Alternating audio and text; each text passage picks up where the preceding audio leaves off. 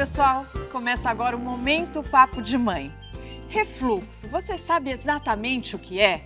Como descobrir se o seu bebê tem refluxo e qual deve ser o tratamento? Quem vai nos orientar neste papo é a pediatra Fernanda Viana. Doutora Fernanda, tem um exame específico para diagnosticar o refluxo? Roberta, até tem exame, mas o principal é a história e o que está acontecendo com o bebê. E será que se um filho tiver refluxo, o outro vai ter também? A gente vai conversar com a Gabriela, mãe da Laila, de 2 anos, e da Laís, de 3 meses. As duas têm refluxo? Como que é, Gabriela? Não, a Laila não tinha absolutamente nada de refluxo. Podia balançar, mexer, chacoalhar, que nada voltava. Agora a Laís não pode dar uma mexidinha que o refluxo vem. E é um vômito mesmo, assim? Não é só regurgitar? Não, em grande quantidade, em jato, molhar a roupa toda dela, às vezes. Eu acho exatamente o que você falou, né? Acho que as mamães e os papais ficam com muitas dúvidas, porque regurgitar é normal, né? Regurgitar, os bebês regurgitam bastante. Mas o que é o refluxo? Isso, Roberta. O que é o refluxo? O refluxo é a volta do alimento do estômago para o esôfago. O esôfago é aquele tubo que leva o alimento da boca para o estômago. Isso é comum nos bebês. A gente sabe que 50% dos bebês eles regurgitam uma vez ao dia aos 3 meses e por volta de 70% aos 4 meses. E isso acontece por quê? Porque o bebê quando nasce, ele ainda não está, a musculatura dele ainda não é totalmente formada, então volta um pouquinho de leite. E acontece por quê? Porque ele mama, então ele só ingere leite, e porque ele fica a maior parte do tempo deitado. Então fica deitado, volta um pouquinho do leite. Quando que isso vira doença? Como a Gabriela falou, começa a voltar leite demais, vomita em grande quantidade em quase todas as mamadas. E isso pode ser um indício de que alguma coisa não está certa. Não é aquele refluxo que a gente fala, aquela regurgitação. Entendi. E daí precisa ver se a criança está perdendo peso, tudo isso. O que é avaliado no bebê? Isso, Mariana, a gente tem que avaliar exatamente isso. O bebê, ele regurgita, ele chora, ele tem algum desconforto, ele sente dor. E o principal, está perdendo peso? Ou não está ganhando peso adequadamente? Porque às vezes ele não está perdendo, mas ele também não está ganhando. E isso é um sinal de que tem que procurar o pediatra e tem que avaliar se esse refluxo já passou da regurgitação e foi para o que a gente chama de doença do refluxo gastroesofágico. Muitas vezes a gente vê o bebê bastante incomodado, irritado, né? Deve doer mesmo, né? Como é que a Laís fica? Tem alguns episódios que ela fica bem irritada, bem chorosa, parece que nunca está saciada, sempre querendo mamar mais, né? E eu brinco, quanto mais ela mama, mais ela vomita, parece até um círculo vicioso. E o que você faz? Quais as recomendações? Na verdade, até como a doutora Fernanda falou, por até 4 meses a gente esperou, né? Achou melhor esperar, ela acabou de fazer 4 meses, na verdade, porque ela ganhava peso adequadamente, né? A fralda sempre bem cheinha de xixi. Então, né? Todo o resto do desenvolvimento normal, então a gente optou por esperar, sem medicação. Porque a criança ela pode se desenvolver e se curar sem fazer um tratamento específico ou precisa tratar? Porque ela disse que não usou medicamento, mas em alguns casos precisa do medicamento. Qual é o tratamento? Às vezes precisa, Mariana. Por quê? Porque às vezes a criança vai crescendo e ela vai se desenvolvendo e essa válvula que separa o estômago do esôfago vai se desenvolvendo e esse refluxo pode se resolver. Mas se a criança se isso não se resolver, você precisa tratar, porque é um desconforto. A criança vomita, volta leite, junto com o leite volta o suco gástrico, e aí isso dói o esôfago, dói todo o resto. Mas, doutora Fernanda, existem algumas recomendações até para melhorar essa irritabilidade, né? Esse desconforto, deixar o bebê em pé depois de mamar? Inclinar o berço, né? Sim, existem algumas... O que você faz? O bebê que vomita, o bebê que deu mamar, a velha história do arrotar, né? Coloca para arrotar e depois da mamada, uns 15, 20 minutos, 25 minutos, segurar o bebê na posição vertical. deixar que ele fique mais de pezinho, né? Segurar ele é um bebê pequeno, você vai ter que ficar com ele no colo, né? Tentar diminuir a quantidade, se for uma mamadeira, não dá tanto leite de uma vez e dá mais vezes. É lógico, se for amamentação, livre demanda, aí não tem o que fazer, não vai controlar a mamada no peito, isso não pode fazer.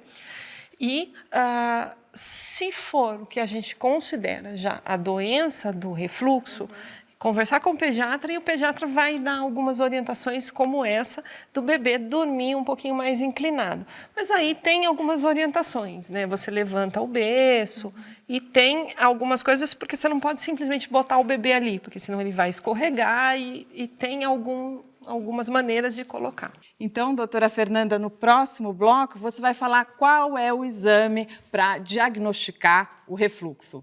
O Momento Papo de Mãe volta já.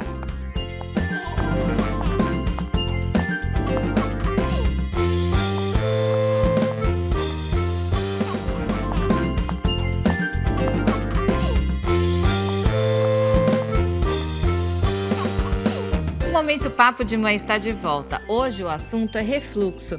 Gabriela, Laís tem refluxo e eu queria saber que medidas você tomou. Você já disse que não deu nenhum medicamento para ela, mas o que você faz em casa para evitar o desconforto do refluxo?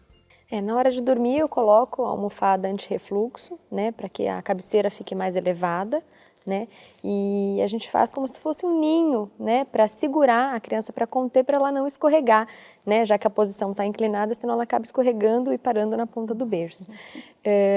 Durante o dia, colocar para dormir, né, o cochilinho no bebê conforto, no carrinho também elevado, né, ou no colo, numa posição mais elevada, com a cabeceira como está agora. Ela mama só no peito? Só peito.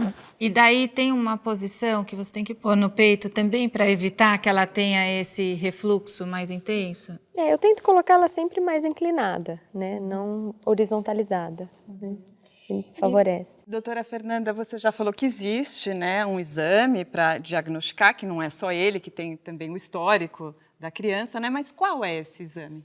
O exame é chamado pH-metria. É uma sondinha que você passa pela boca, vai descer até a junção do estômago e o esôfago e você mede o pH ali para ver se está voltando o suco gástrico ou não. É um exame que tem que fazer internado. Então, é um exame desconfortável. Se você conseguir fazer o diagnóstico só com quadro clínico, é muito melhor.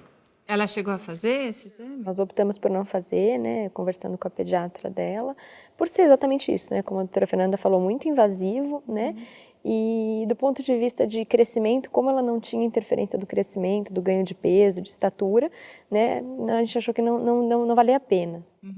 Doutora Fernanda, após os 6 meses, que a criança não está mais no aleitamento exclusivo, que ela começa a comer, pode acontecer o refluxo com comida também? Pode acontecer e aí existem também alguns cuidados, né? Após os 6 meses, você está na introdução alimentar e a gente já sabe que a gente espera, né, que os alimentos gordurosos, apimentados, esses alimentos eles vão ser colocados na introdução alimentar. Na criança maior, após 1 ano, quando ela já está comendo a comida normal, é isso, não pode alimento gorduroso, não pode apimentado, aqueles alimentos mais fortes. E o que é principal na criança? Não dá líquido junto com a alimentação, não dá líquido uns 20 minutos antes, nem mais ou menos 1 hora depois. Porque esse líquido que você dá junto com a papinha, com a comida, isso vai facilitar o refluxo. Então, evitar. Agora, a expectativa é que esse refluxo passe conforme ela vá crescendo? O que o pediatra já falou? Sim, é que com o desenvolvimento, né, do esôfago, do estômago, haja uma melhora aí, né, e até sumir, né, de uma vez. Tem criança que acaba prolongando esse refluxo e daí ela cresce e ainda fica com a doença? Tem pessoas que, assim, 5% das pessoas acabam continuando. E aí elas precisam de tratamento com medicação, né, para evitar essa acidez, evitar os sintomas. E os que aumentam, aquelas medicações que aumentam a motilidade e ajudam, né, aumentam a movimentação do esôfago e ajudam. Mas são 5% apenas das pessoas. A grande maioria melhora sozinho. E, doutora Fernanda, é muito ruim, né? Eu lembro com a minha filha que ela regurgitava, tinha refluxo e dava uma impressão horrorosa, né? Porque volta todo o leite, parece que a criança está vomitando, né? E aí a gente, a mãe, o pai, a gente acaba ficando desesperado, né? É ruim, né? A criança vomita o tempo inteiro, fica desagradável, é aquele nenê que as pessoas olham, cheira azedo o tempo inteiro. Né? Então fica uma situação, a mãe cheira azedo, A casa cheira azedo. tudo cheira, né? Então fica uma situação desagradável. Percebeu que o nenê está vomitando um pouco mais, melhor procurar o pediatra e melhor já ver o que dá para fazer. Antes que comece a perder peso, antes que a criança já comece a ficar desconfortável. E agora tem a participação dos telespectadores. A Crislaine Suelen enviou para nosso e-mail. Meu filho tem 40 dias e começou a dar show na hora de dormir. Só quer ficar mamando e eu não estou aguentando, pois estou ficando com o peito machucado. O que fazer? Algum método para dormir mais? Esse choro pode indicar refluxo, doutora? Crislaine, até 2, 3 meses, o bebê não faz birra, ele não dá show. Portanto, esse choro, essa coisa dele querer ficar no peito, pode indicar que o seu bebê tem alguma coisa a mais. Converse com o seu pediatra, veja se ele não está regurgitando, se ele não tem alguma coisa a mais. O bebezinho pequeno, ele ainda não faz birra. Então, é bom investigar, né, Crislaine? E nos ajude a fazer o Momento Papo de Mãe. Envie sugestões ou dúvidas pelas redes sociais ou para o nosso e-mail. Obrigada a você por nos acompanhar. Obrigada, doutora Fernanda e Gabriela, por terem vindo participar aqui. Tem que agradecer a Laís também, que está dormindo ali tão bonitinha. Muito que bom. confortável, sem sinal de refluxo. Que bom que ela não passou mal, tadinha. O Momento Papo de Mãe fica por aqui. Até o nosso próximo encontro. A gente se vê. Até a próxima. Tchau.